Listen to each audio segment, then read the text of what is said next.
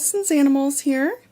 I just wanted to do a quick cage tour and also just show you a few things that I use, food, bedding, hay, what I use to clean the cages with, things like that. Just a quick little video so I can show you how the boys are doing. I wish I would have been recording just a little bit earlier. Beans was popcorning and running and jumping, and he was so adorable, and I completely missed it on camera because I was just changing out their kitchen.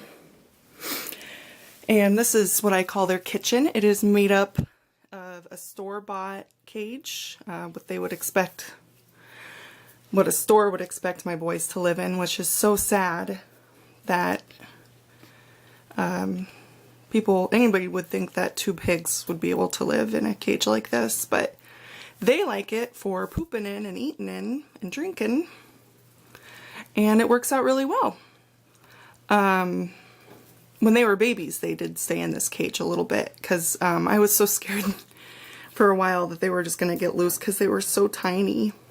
But the rest of the cage is made up, and it's a very easy and cheap DIY, but it gives them so much space that I don't even care if it kind of looks,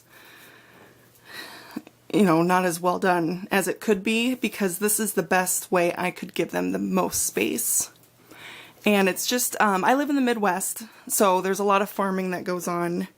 This is like chicken wire, and I cut out a hole and put tape, or just a little opening, and put tape around it because I was cutting myself up so bad. That's how I get in and out of the cage. And I was cutting my legs like crazy. So I fixed it that way, and then the rest of it just kind of goes in the corner.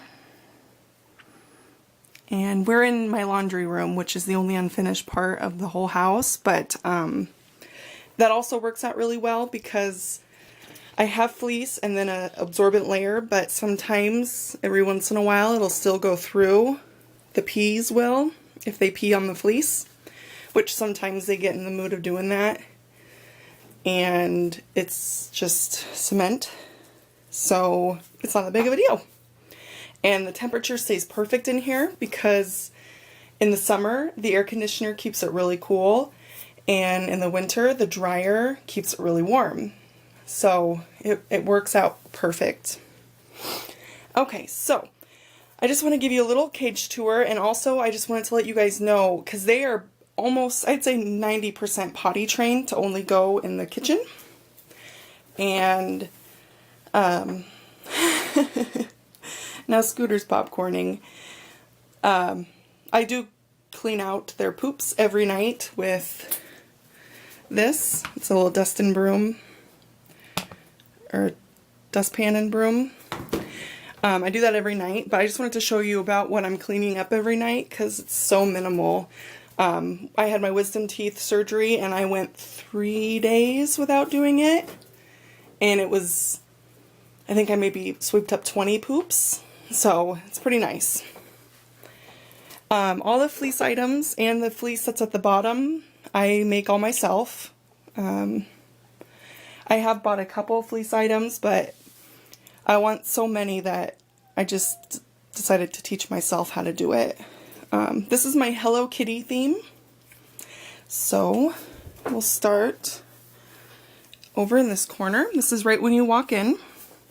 This is the natural area. I have a seagrass mat right here, and it is on its last leg, that's for sure. They still love it. I have a natural wood shoe. I believe I got this at Petco. They have a really good natural section. And a sisal string jingly ball. Got it at PetSmart. And this pine cone, which they have just completely demolished. I've had to retie it. I don't know if you remember when I got this on one of my haul videos, I was worried that they were going to eat the string, and they totally did right away. So I just kind of re-stringed it up as much as I could. And, oh, Kyra! Kai, come here! Somebody just opened the door and is whining. Kai. Will you quit being a whiny butt? Go lay down, okay? Can you go lay down? Please? I love you. She definitely loves the boys, but she gets very jealous of them when I'm filming them and not her. Anyway, this is a willow stick that I picked up at our local farmer's market. They really like to eat this. They've been eating the bark off at least. And this is a yucca bark, or it's really, really, really light. And it's a lot bigger than I thought it was going to be. I ordered it online off Amazon, I believe. They don't really put a whole lot of interest in it. Maybe they will at some point. But yeah, that's my natural section. And this is a Heidi hut that I made. And it has a removable pad. And mostly I just have to remove it and wash it because of the hair, because they shed like crazy. That's mostly where Scooter will go, and I don't know where Scooter is right now. Beans is eating the hay. They're about to get their veggies. Hey, Beanie. Hi, honey. What are you doing? You eating some hay? Okay, moving on. I just have a Petco chew. This was the first wood chew that I ever got them. And they do chew on it every once in a while, but it's not too bad. And there's a couple poops here. This is the fiddle sticks, I believe they're called, where they bend together. And it's a really big one, and it's really fat, and this is what they use for their little bridge to get up into the kitchen. And I've used everything from like a cardboard base with fleece wrapped around it. I've used these kind of mats here, and that's what happens to the mats. So that kind of went away. And I found that this works the best. And then they have a plastic pig glue. They have some poops in here. And they're cute little cupcake microfiber snuggly. A waterproof mat. It's double-sided. I start with the pattern side, and then when that gets like it needs changed, I'll flip it over, because it has a waterproof mat and an absorbent layer on each side of the waterproof mat. So each side is like a brand new one. So then I'll know that when that goes bad, then it's time for a washing. Okay, they have just a plain, one of those toys that you can find in any pet store, basically. That was one of their first toys, too. This was a bird toy, I believe. It's just cardboard. And it's so cute. I love it. Okay. This was something I had can't come up with on my own. It's made of the cubes from the Cubes and Coroplast, and it's just the big squares that I had left over. And I have more fiddle sticks here. I use as a bridge. They can just jump up. It's not that far, but they like to hide under that, so that's why I keep it. And here's their little area. I have a waterproof pad and a really comfy like mattress type thing under there too for them. And then the second level is their Hello Kitty cuddle cup that I made. And they're not really into cuddle cups, but I've been putting them on the second level, and they actually, there's poops in it sometimes, so that tells me that they do lay in there. This is the kitty toy that I had gotten from Martha Stewart. I did cut off the feathers because I didn't want to take any chances. And they don't really play with it. It's just kind of more of a decoration, I guess, but it's so cute. And this is a completely edible little vegetable garden. They have eaten off all of the rope around here. And every once in a while these will be out, but not a whole lot. Here we have a little moon wood chew, I guess. and a mirror, which they do like to look at themselves every once in a while. And then we have the sun. Mobile, that's what they're called. So a sun and a moon, I just thought that was kind of cute. And here's one of their little stuffed animal blankets. They like to snuggle on there. And then here is their fleece forest. I'll change this out whenever it gets a lot of hair. That's about the only time it does need changed. And there's the waterproof pad there. Oh, we have a visitor. Oh, Scooty. Hey, Beanie. Hey, buddy. How are you? Are you going to demonstrate for us how your house is?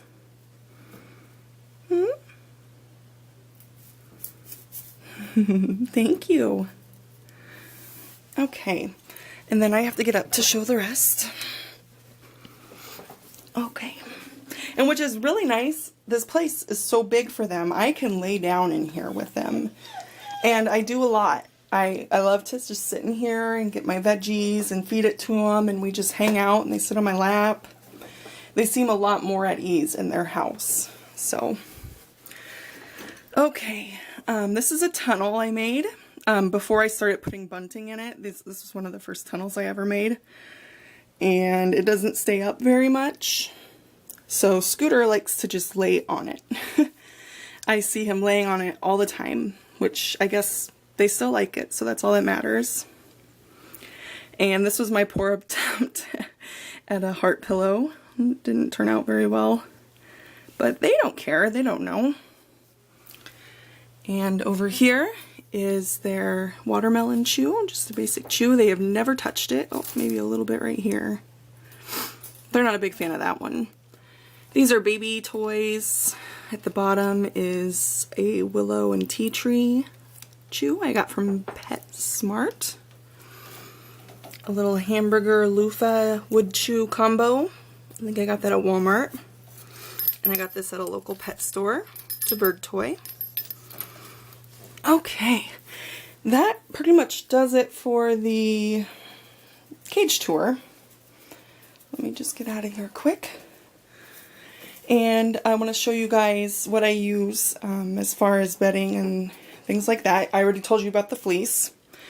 At the bottom of their kitchen here, I line the bottom with these extra absorbent training pads. And these work really well because all I have to do is roll them up when I'm ready to change the cage. Oh, Scooter's super happy. Scoot, scoot! Scoot, scoot! Are you so happy?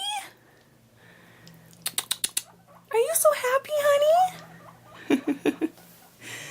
Anyway, I use 2 of them, and I get this at my local grocery store, 4 pads for $1. And I would say I change the kitchen. Hey, boys. Hi. I would say I change the kitchen maybe every week and a half or so. The Carefresh works really well, which is right here. This is the Carefresh that I use. And I'll just kind of buy whatever is the cheapest. It's not always the confetti, but that one is my favorite. It's really cute, but I usually end up getting just the white or the brown. I use Oxbow adult guinea pig food, and I transfer it into this airtight container that I just taped it onto like a cereal container. And they get 1 of these a day.